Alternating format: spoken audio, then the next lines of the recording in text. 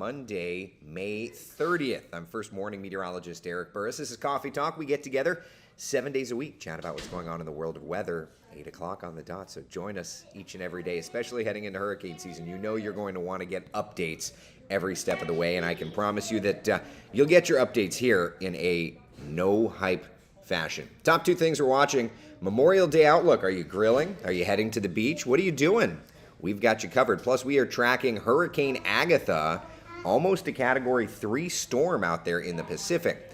There's a reason, though, that we're watching it, because it is not going to stay in the Pacific for very long. It is actually going to cross over Mexico and move into the southern Gulf of Mexico, the Bay of Campeche. Interestingly enough, it happens from time to time, and we think it's going to happen. But what happens after that? We'll be tracking that for you. But before anything else, let's just set the stage and see things as they are right now. Here's a look on our Tourist District Tower Cam. We are looking toward Disney Springs, blue sky over top. It is absolutely a beautiful start to the day. In terms of temperatures across Central Florida, we're cycling them on the bottom of your screen, but here they are in full version. 73 degrees in Orlando. It is 72 degrees in the Villages, 76 Daytona Beach, 75 degrees in Melbourne. So it is nice and warm. The only fog that we're tracking, is up to the north. So Alachua County and points up to the north. So if you're taking I-75 northbound for any reason today, that's kind of what we're looking at. First warning, live Doppler radar. Completely rain-free. I like it. I'm very happy with it. Not an issue whatsoever. So whatever your plans are today, the morning is looking fine. Now look off our east coast. There is this like trough of low pressure that's starting to form.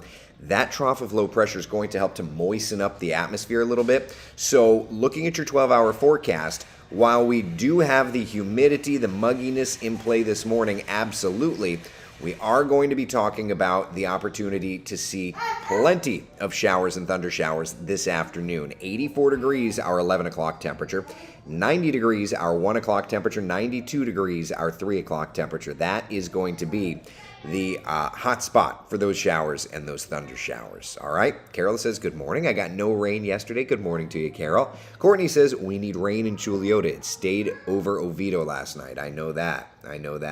Let's see here. Jessica, good morning to you. Heading to Isla Morada. Oh, I want to go there. David, good morning to you. Steven, hubby is taking his commercial pilot check ride out of Kissimmee today around noon. Any chance it'll happen? I think so. Have fun with all those maneuvers. Commercial pilot check ride. Oh, man. Commercial pilot check ride today at noon. Jealous. I want to go. I'm trying to think. Commercial, that's all the maneuvers, right? You do maneuvers and instead of 100 feet, 50 feet. Right, yeah, the PTS is much smaller. That's right. More precision. I want to go play in the air. Anyway, Jan, good morning to you. Brian, good morning. Elizabeth, Terry, Johnny, good morning, everybody. Diane says, no rain in Palm Bay for weeks. And you know what's so interesting about that? It has been everywhere but your area, right? Like, I feel like Brevard County has seen a ton of rain, but maybe it just missed you. Kimberly says, so dry in Melbourne. I know I tracked the thunderstorm there a couple days ago. Produced hail. Dr. Bauman, good morning to you. John, good morning, good morning. Denise, good morning. Chess RZ on Twitch is offering for me to buy followers. I'm not going to be buying followers. Oh, well. Tom, good morning. This weekend turned out to be pretty nice weather overall. I think so. Jeannie says, thunder here in Stewart, but we need rain. We definitely need the rainfall for sure. Carol in Ocala, good morning to you. Yukon, good morning. Getting wife's car serviced. I feel you there. Miss Nancy Kendrick, you need to fly with the U.S. Air Force Thunderbirds. Oh, if they would let me, I would do it. Joanne says, we live in a bubble here in Palm Bay. Perhaps that's the case. Seemingly recently, that's the case. All right, so let's talk about temperatures for the day today. It is going to be a nice and warm one, all right? 92 degrees in the city, 91 degrees in DeLand. Along the shoreline, at least it's not going to be quite as hot. 86 in Daytona Beach, 85 degrees in Titusville, and 87 degrees in Palm Bay. let's talk Futurecast, because this is what everybody's asking. Late morning, we're fine. Right up to about lunchtime, I think we're going to be fine. It's after lunchtime that the rains start to develop stuff. Now, notice my Palm Bay, Brevard County friends, Micco, Grant, Valcaria, Barefoot Bay, it's showing a little bit of rain in your area. I would be super okay with that happening. Whether or not it does or not, that remains to be seen. But at least there's a little indicator of that.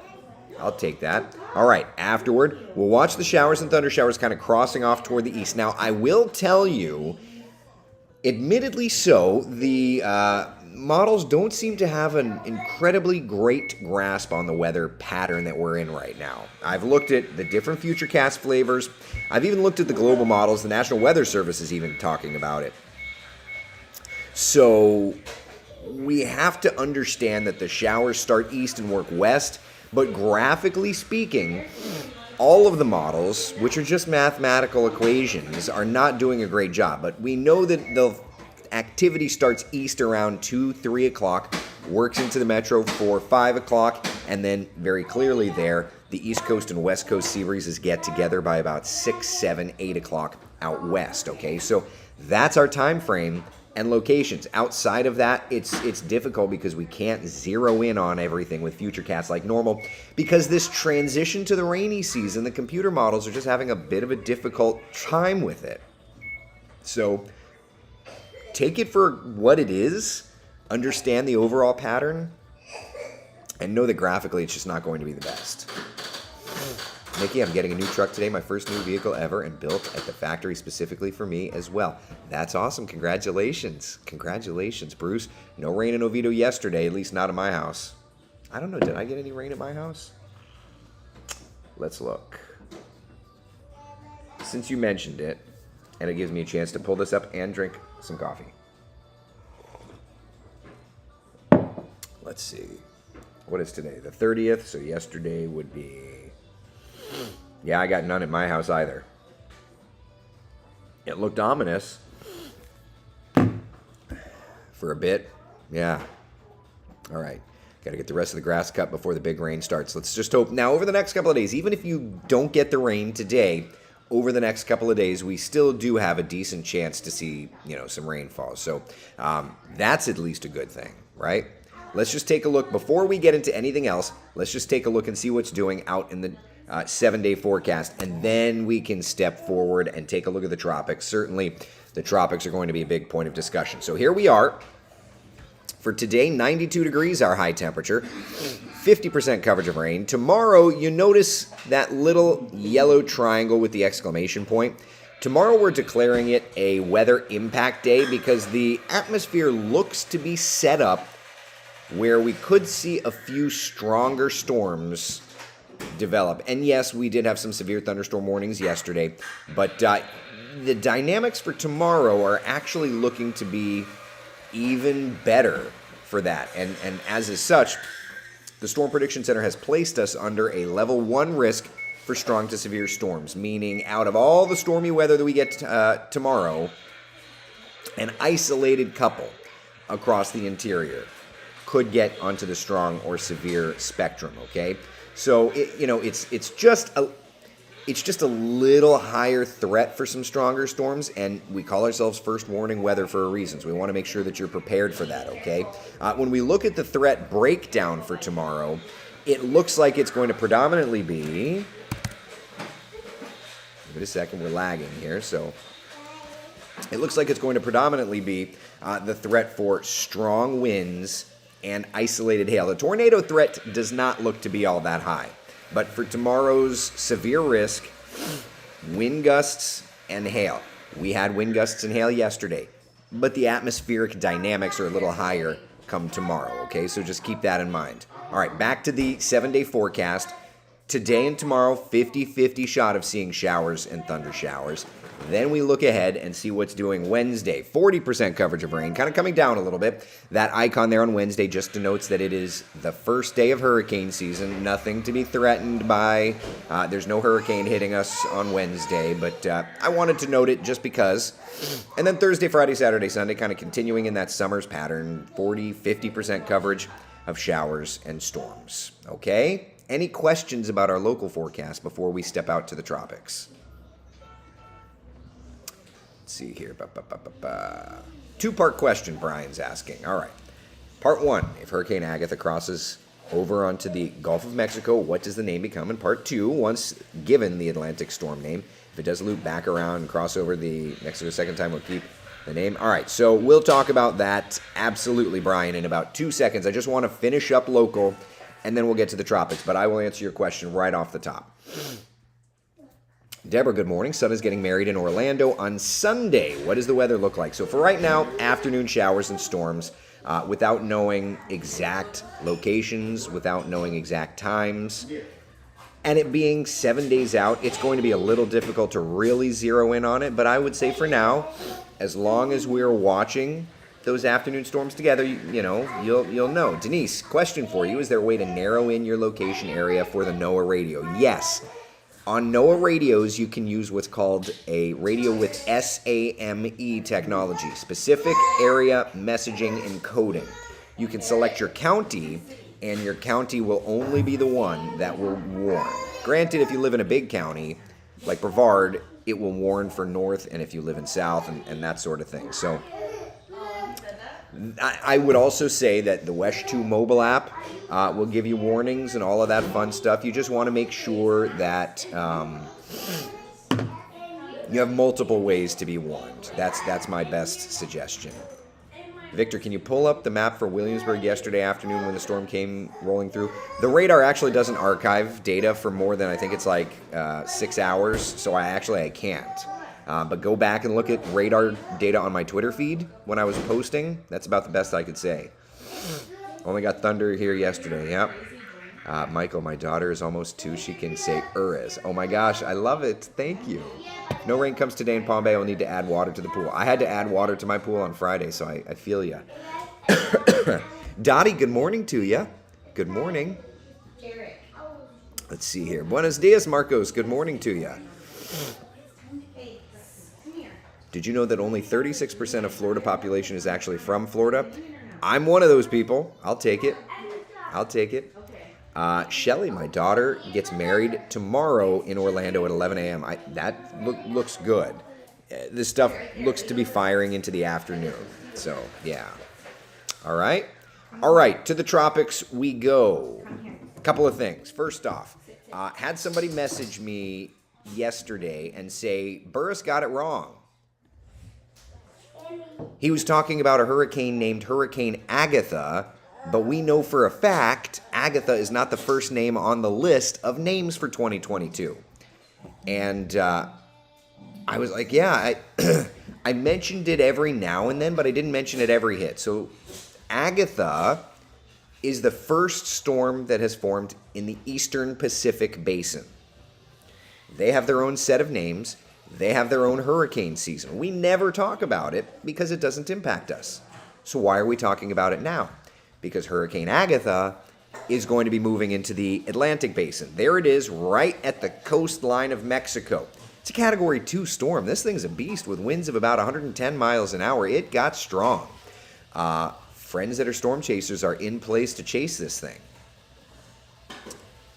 Sometimes, it happens every several years, you get a storm in this very spot that will cross over Mexico and move into the Atlantic Basin, the southern Gulf of Mexico, the Bay of Campeche, back over to the Caribbean, that area. That's why we're talking about Agatha, because it is not going to stay in the Pacific. It is going to move into the Atlantic. So to answer the question, does it keep its name Agatha or does it get renamed? There's new guidance from the World Meteorological Organization and the National Hurricane Center going back to, I want to say 2001, but I could be off, that states if a storm moves from the Pacific to the Atlantic or from the Atlantic to the Pacific, if it is being issued advisories the entire time, it keeps its name. If it weakens and the Hurricane Center ceases advisories, then if they were to start new advisories, it would be given a new name, okay? So that's that. If Agatha stays a bona fide tropical system and does not become a remnant low, we would have Agatha in our basin, which means we would have 2 A-named storms in the Atlantic Basin this year, which is crazy. At any rate, so there's the storm system as it is right now. Let's talk about the forecast from the National Hurricane Center, okay?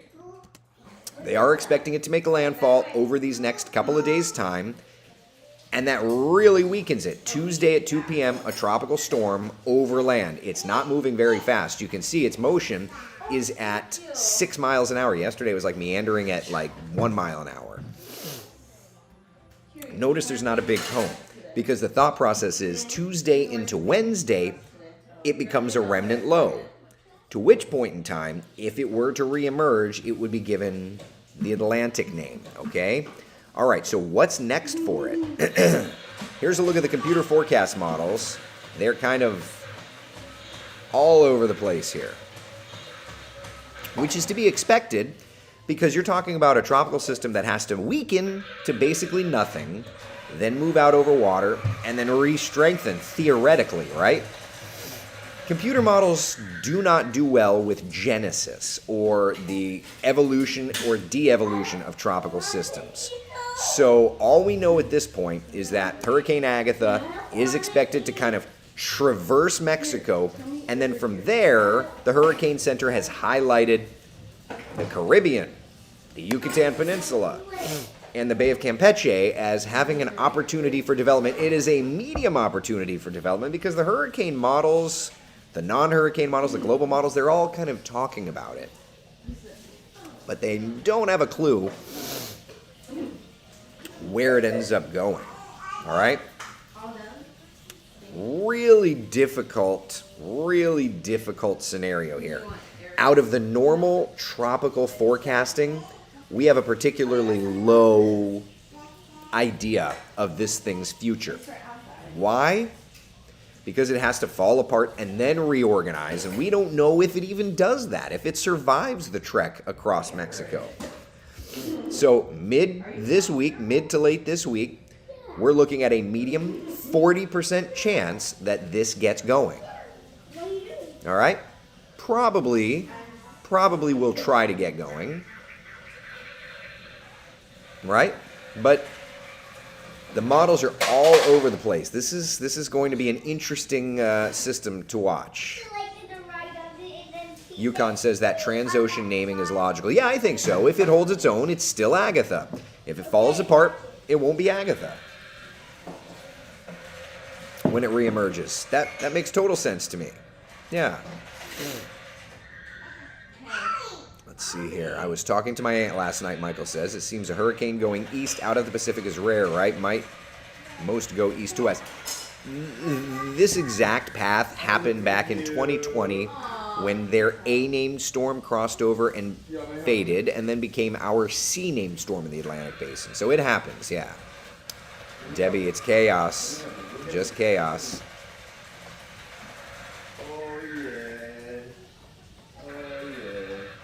Let's see here. Is this system a specific segment of your LRC, Jennifer's asking? It is. It ties into... Standby.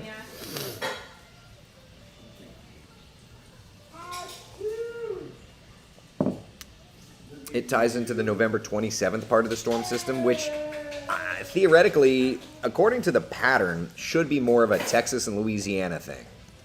So this ties into the November 27th part of the weather pattern, which would focus Texas and Louisiana. I've got that early to mid-June. If you look at my June calendar, that's there. So, that's what we forecast 3 months ago. We'll have to see, it's on time. We'll just have to see how this kind of plays out, right? Plenty of time to watch it. But, yeah, so nothing is set in stone yet. As a matter of fact, let's just take a look at the GFS and the European models, and let's kind of compare and contrast, okay? So here we are, top left corner. Let's read this together. GFS 0.25. All right, so that's the GFS model, quarter degree resolution, initialized 6Z. That's the most recent run of the GFS. Perfect. Mean sea level pressure normalized anomaly. The way to read this is quite simply the warmer colors, the yellows, the oranges, that's high pressure. That's nice weather, drier air. The blues, the greens, the purples, that's lower pressure, that's stormier weather, okay? And obviously a tropical system would be stormier weather. Right where it says Palm Coast, bottom left corner, that's Agatha. All right, so let's just roll through time and you can kind of see it coming ashore, weakening, and essentially falling apart. Then the GFS is trying to throw together another area of low pressure in the Caribbean. All right, I mean, is it possible? Sure. It's within our, 200, which is what the GFS was always saying. So it's something. It's also developing a little storm system out east of us, and then this is kind of moving across Cuba into the Bahamas, and then you've got a piece of energy out in the Gulf of Mexico. So for right now, the GFS is kind of doing something interesting and then bringing perhaps a hurricane over toward the Carolinas. Okay, that's interesting. Let's switch over. Let's look at the European model. All right. Top left corner, ECMWF. That's the European model. Initialized 6Zs. That's the most recent run. There, Agatha makes landfall. Then we start to see pressures lowering around the Yucatan Peninsula. That's hour 90. Okay, so that's as far out as the 6Z model run goes. We'll switch to the 0Z, which goes out a little further. All right. And it's trying to show a storm system heading towards southwest Florida. 1,000 millibar, 1,001 millibar low. So, a weaker end tropical system around June 5th. And then kind of getting stronger out to sea. That's the European. So the European and the GFS are kind of agreeing with each other. Let's just, for grins here, let's look at the Canadian model. Just because we're looking at models, let's keep going. All right, Canadian, developing lower pressure, heading toward Florida. Icon.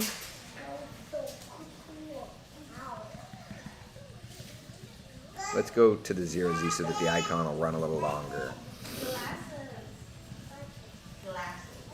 Hey, Daddy. Hey, buddy, what are you doing? You want to say hello to everybody? No, thanks. You don't want to say hello? You want to say hi? He's watching his TV. Anyway, Eric says hello. They're too tight for your head. All right, so this is the icon. We're just looking at different models, seeing what they're doing. They're kind of showing a lowering of pressure. 150, yep. Same idea there. So, it'll be interesting. You wore that hat yesterday. The JMA. That's the 12Z. Now, what's interesting about the JMA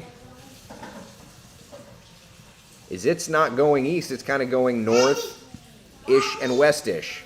So most of the global models are trying to hint at Florida for now, but that's not a done deal, right? Nothing's a done deal. Computer models are guidance, not gospel. Let's come over and let's look at the ensembles. All right, this is the European ensembles. There, we've got those lows developing. They're wanting to essentially head toward us. Let's look at the GFS ensembles. Let's back it up. We're never going to forget that one. Let's go back. Let me just do this. Scroll it down a little bit. That way we've got the best view. All right, so there's June 2nd, kind of lows developing. Yeah, so, the lion's share of the models are focusing on Florida. But I would just urge you, before we look at anything, just know that this is a storm system that has to fall apart and reorganize. And because that's the case, models are going to have a rough time with that. All right, they just are. So, yes, the computer model data is all consistent, and I'm fine with that. That's good. That gives me an idea, but I would just say again, at this point, all we know for sure is that whatever it is coming out of the Pacific Basin lifts north into the southern Bay of Campeche, the Yucatan Peninsula, or the western Caribbean Sea. That's all we know at this point. After that, it's going to have to be something. We'll watch, wait, and see, right? Until it develops. Like, remember, with tropical systems, until it develops, you don't know. Well, what about when it has to fall apart and then redevelop? You can imagine that that adds more of a gap in terms of our understanding of what's in store, right?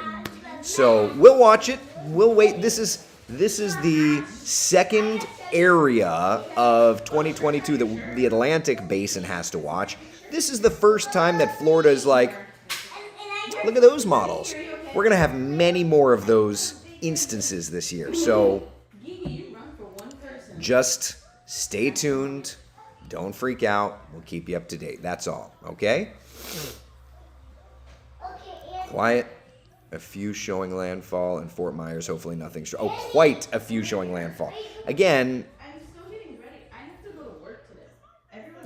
it's got to fall apart and then wake back up. Pat, allergies are... it's allergies. It's a daily thing. Every day. Every single day. Every single day. Ryan says, time for breakfast. Have a great, fun, safe day and be nice to each other. Remember our fallen heroes. Indeed, Ryan. Indeed. Yeah. All right, so that's what we're looking at. Any questions, comments, concerns? Just a reminder, while we're talking about hurricane season, people, we're in the home stretch, right? There are a mere 2 days left until hurricane season begins. Today, tomorrow, Wednesday. Yeah. Anthony, how about the BSR? If I'm honest with you, the BSR, I put it together and made it work. But hold on.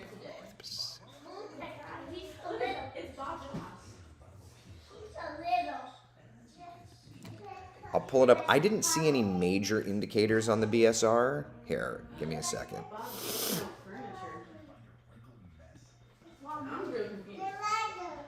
look at that bag. All right, so What are you gonna put in it, Dee?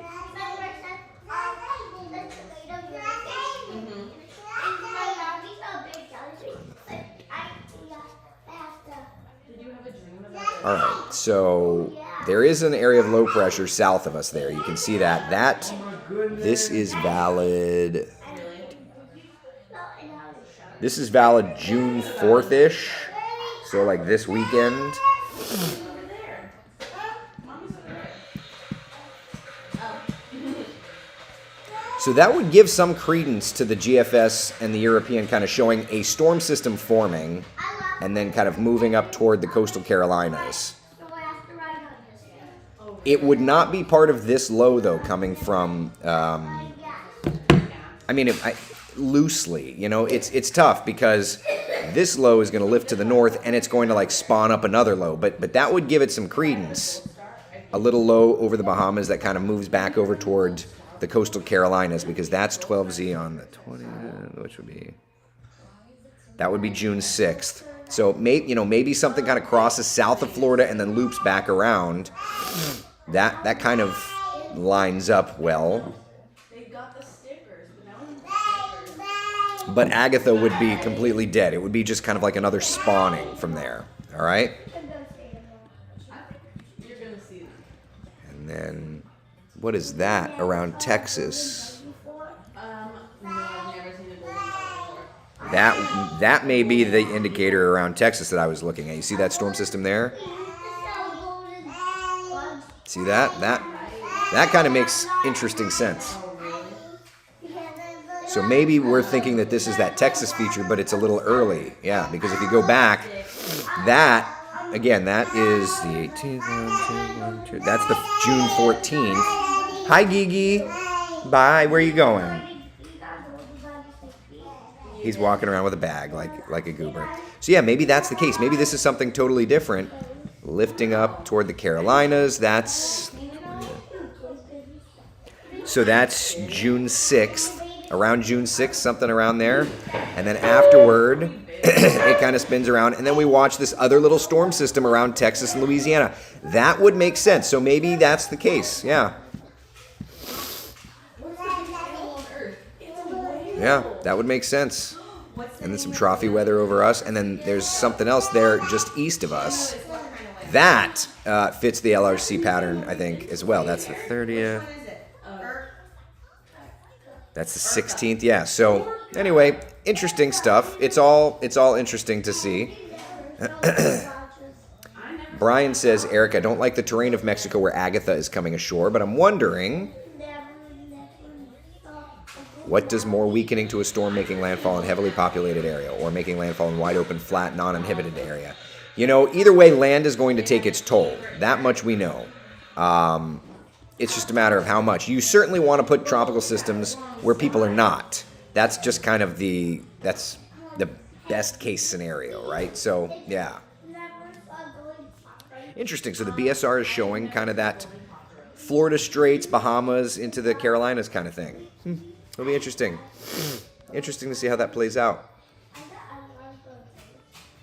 I think we need a Coffee Talk family picnic. We'll have to do it. Joanne says, too many variables to call yet. 100%.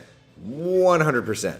And that's why we track it, we keep our eyes on it, and we go from there. All right? All right. So, back here at home, 50-50 shot of seeing rain today and tomorrow.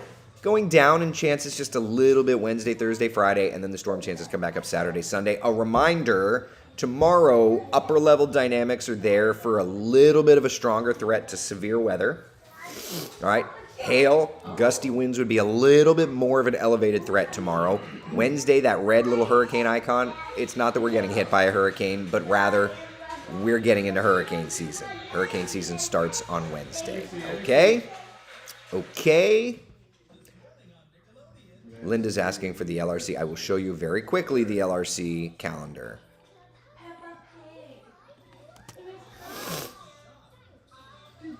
I've got the 6th and 7th watching Texas, Louisiana, but this feature may not be it. There may be something else that kind of gets going around there. So in hurricane season, once I make my forecast, I just kind of have to wait and see how it plays out. Little things can develop. This is not everything, but it's just a guideline, all right? The bigger part of the LRC that I want to make sure you know about is our hot spots, okay, for the season. These are the hot spots, Florida and coastal Carolinas. Okay, those are our main areas for landfall points this year. All right? Okay? Does that make sense? Everybody good? Everybody good? In addition to hotspots, we have the kind of areas of interest, and that includes the Northeast and kind of coastal Texas and Louisiana. But the hotspots by far and away are right here at home, Florida and coastal Carolinas. All right, that's the main part of the hurricane forecast. Timing is kind of secondary, and then of course, watching it and tracking it as it happens is secondary as well. Okay? Yes, Joanne said it. That was my next line. The hurricane special Wednesday night at 7. Especially if you're new to town, but even if you're not, even if you're from here, it's good information. All right? All right. Be the sunshine in someone else's day. I will be posting to Facebook and Twitter through the day to keep you up to date. All right? Thank you so very much for hanging out. I will see y'all later on. Bye.